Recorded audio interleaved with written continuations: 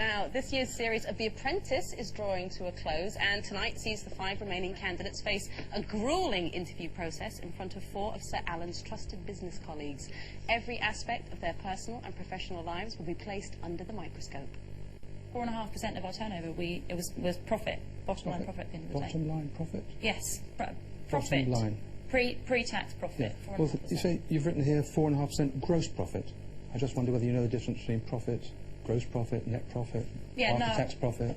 Oh, yeah, of course I know the difference. We made 4.5% net profit. So it's not gross profit? No, it wasn't, but that was an estimate because I hadn't actually got the first year. Well, yeah, but gross profit is entirely different from net profit. You're talking nonsense. Oh. That was Yasmina, really. Oh, very, very tough, those. Could you put yourself under that kind of scrutiny? Oh. I can't even bear watching her go under that kind of scrutiny. No, I've got to say that, well, I've only actually ever applied for a proper job once, because this isn't a proper job.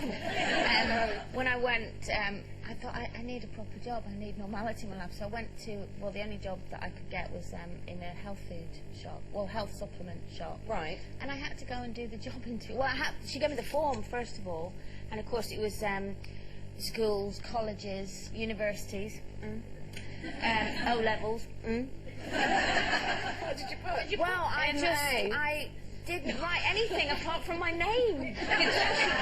Did you not write touring in Japan at the time? Well, kind of. At least you knew that. And then I had to go for the interview, and I thought, right, just go in confident. And, you know, if I'm confident, I can convince her I know what I'm talking about. But I walked in, and of course it was a bit like that. So she said, so what qualifications have you got?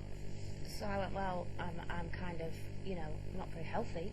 So it'd be good for me. And then she said, so how long have you been interested in the health supplement business? And I went, well, what time is it now? So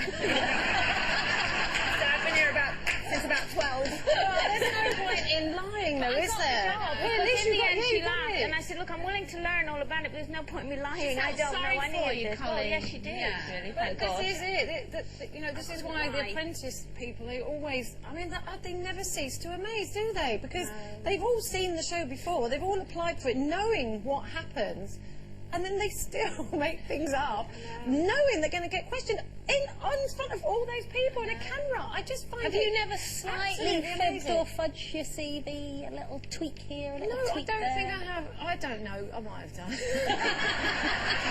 No, I don't think. I might. No, do you know what? I really don't think I have, because I can't bear the idea of getting found out. And, you know, face to face, is that true? Yes. Oh, we've checked it. It's not.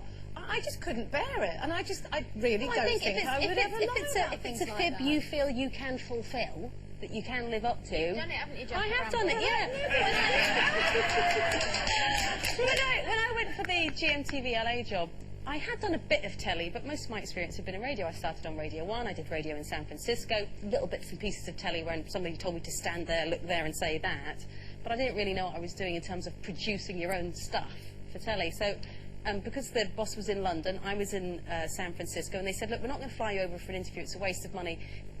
Can you just put together a demo tape for us on a story? Obviously, you can shoot, edit, write, produce, and present a piece. And I was like, oh, yeah.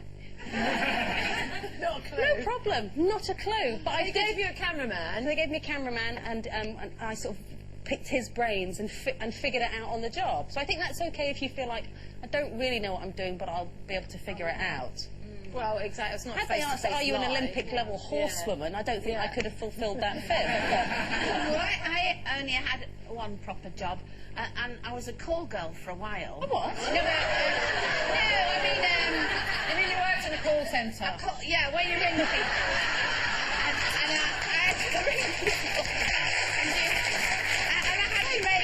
I had to make interviews for a man because he wanted insurance. So I had to make a call to get a managing director. You had to make appointments for people. That's it. Yes. Right. As a call girl. So you were cold calling people to make appointments for your boss, who was an insurance salesman. That's right. Was this in an episode of The Office by any chance? But the thing is, he he said he really liked me. He thought I did a good job. But the thing is, the managing director I couldn't see kept saying, "Oh, and who are you?" And I kept saying, "Oh, I'm Sherrie." And he said, "Well, would you come for a drink?" I went, "Yeah." He said, "What about dinner?" I went, "Yeah," because I didn't know I was going to see him, and I never did. I just lied. So I got the interview. So he must have thought I was a call girl. I just realised. That's why. Anyway, I left because I got sacked at the end. But Promising things you couldn't deliver. yeah, Yes, oh. yeah.